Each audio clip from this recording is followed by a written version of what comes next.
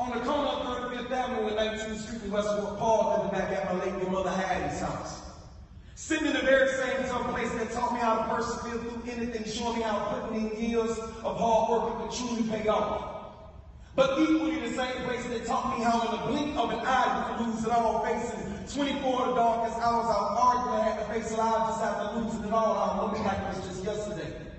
It was in the late summer of 2002 when I was less than 24 hours removed from a much different lifestyle than the one I was accustomed to growing up in the Fort Lauderdale city limits of Broward County. Where day-to-day wake-up calls and reminders of me were having to listen to the police sirens race down their way to save somebody.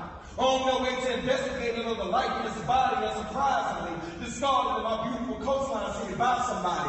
It was finally replaced by the sweet sounds of birds chirping outside of my windowsill as my new alarm clock ringing off in the early mornings, warning me that it was time to rise and shine and get it together because see, Coach Herb Edwards, he didn't tolerate his players being late for practice. You see, even the slightest bit of tardy seconds can get you heavy fines, snatched up out of your check in addition to the mandatory payments owed in your U.S. taxes.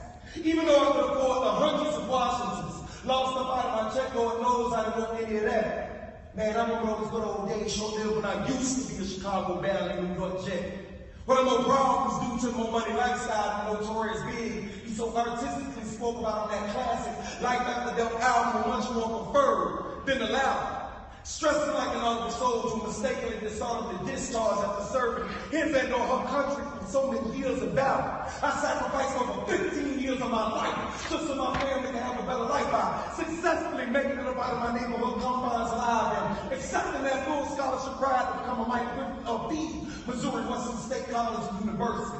A 5-year investment and commitment that ultimately catapulted me into a once-in-a-lifetime opportunity that less than 1% of all humanity would ever have an opportunity of experiencing in their lifetime. To be so easily shipped back to my hometown like a FedEx package that was sent to the wrong address in the first place, all because of a mistake that started from a misunderstanding between Chad Pennington and I. It had to be a mistake.